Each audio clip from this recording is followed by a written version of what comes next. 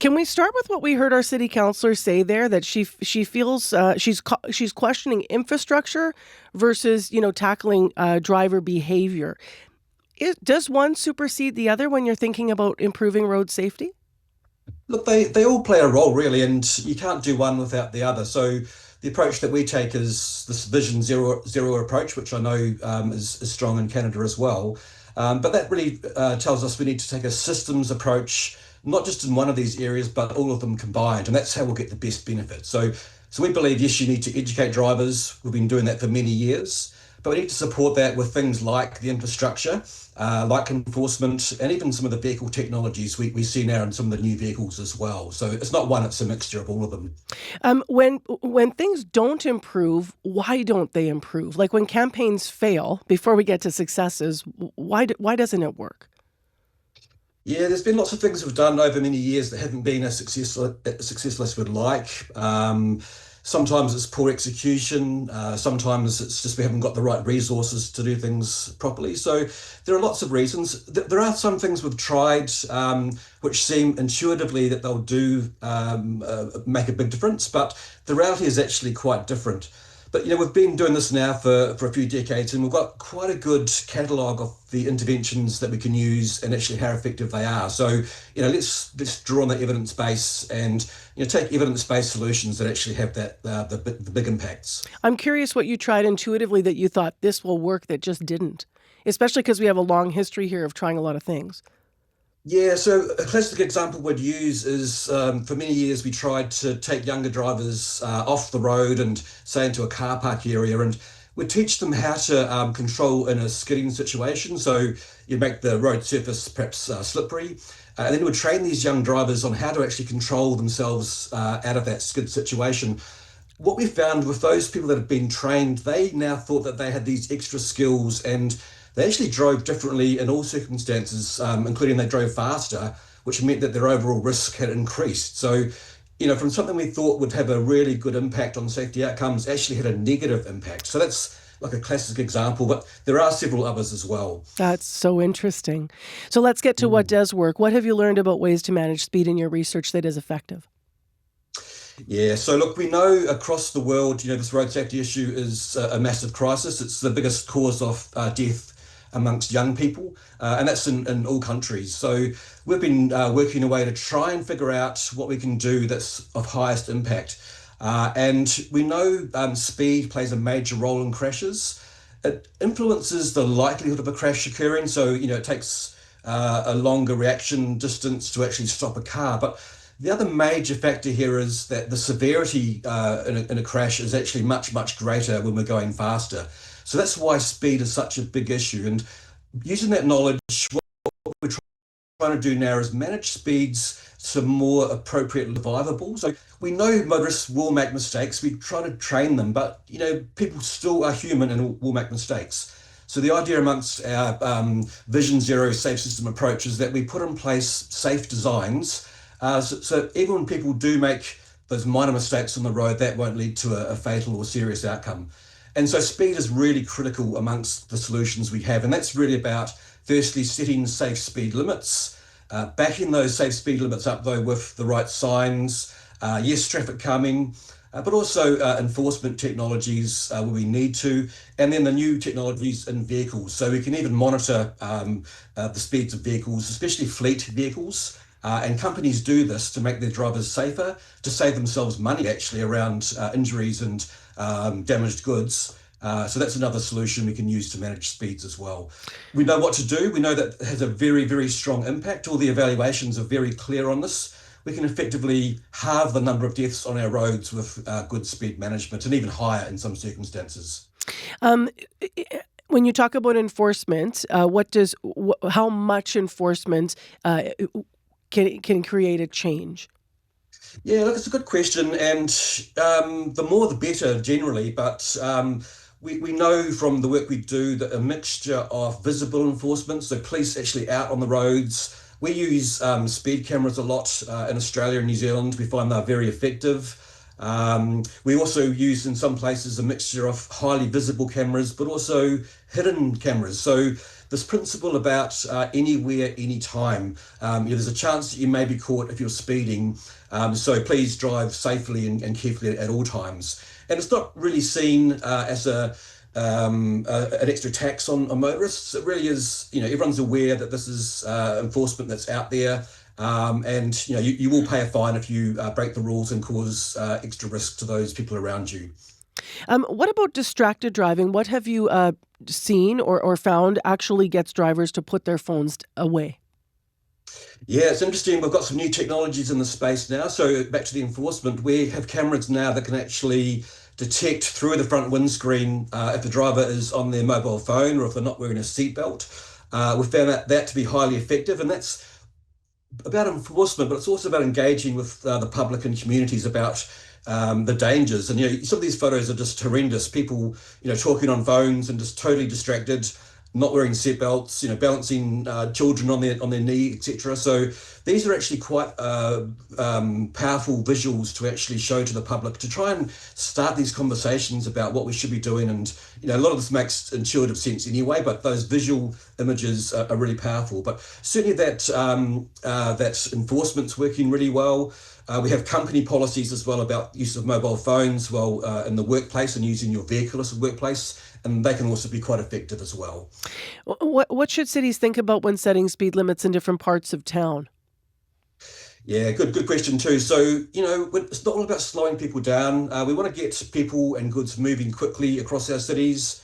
Everyone wants to get to work in a short amount of time. So we try to design our cities to have some roads that are actually dedicated to moving people quickly, but where people live, where people shop, where people go to school, transport hubs, and these sorts of locations, we want to have slower speed environments at these locations. And the big picture here is that on those sorts of roads, we're only driving for a few hundred meters, for a few hundred feet, on those sorts of residential streets before we get to our main road. So, slowing people down on residential streets doesn't really have that big impact on journey times if we plan things properly and if we build safe infrastructure for those locations where we want traffic to go faster. One of the things in this series that we talked about was, and one of the infrastructure aspects was where roadways are naturally narrowed, and maybe they've been narrowed for cyclists. That we have an example in Winnipeg here through one of our roadways, well, a number of them, that vehicles naturally go slower because they have less space. So you just naturally slow down. You might be frustrated, but you're slowing down. Is that an effective way of slowing traffic, or is there another infrastructure build that is proven more effective? Absolutely, yeah. So my background is actually in civil engineering and in psychology. So a lot of what I do is trying to design to take account of people's perceptions and the way they actually operate as road users. So there are certainly some things we can do to slow people down, and they'll basically use those cues without even realizing them. So that's things like narrowing the roads down, also putting in place the zigzags on the road. We call them chicanes at certain locations, but also using things like raised platforms and humps as traffic calming measures. But even things like the road surface texture as well. So you may have seen in Europe, and perhaps it's used in Canada as well, that if you've got sort of cobbled streets, it's noisier and rougher, and people drive slower in those locations as well. And that's not for everywhere. That's for those locations that are particularly dangerous, where there's perhaps lots of pedestrians, areas where we've got cyclists. In those locations, we want the traffic to go slower. And that's where we'd use those sorts of visual traffic calming devices. I'm thinking about when you're on the highway here in Canada, you'll move to, if you veer out of your lane, you feel that bump, bump, bump underneath, and it naturally makes you go, whoa, I'm out of my lane. What is the most cost-effective way? Because you said at the beginning, one of the challenges for this can be also, what do you have to spend for your budget to improve your safety? It's a reality for cities, including ours. So when you think about infrastructure methods to build, what have you found has been most cost effective and also safety effective?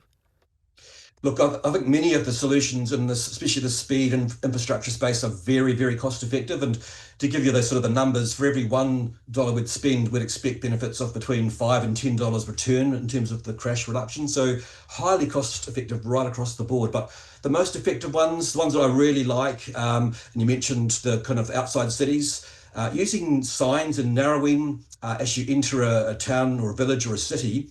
extra large size signs, a bit of paint on the road to narrow the road down.